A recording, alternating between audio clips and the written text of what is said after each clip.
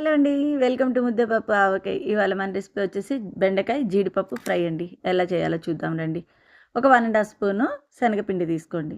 అలాగే అందులో ఒక హాఫ్ స్పూను కారం, ఒక హాఫ్ స్పూన్ సాల్టు, ఒక హాఫ్ స్పూన్ వరకు గరం మసాలా, కొంచెం పసుపు వేసుకుని 1 స్పూన్ ఆయిల్ వేసేసుకోండి.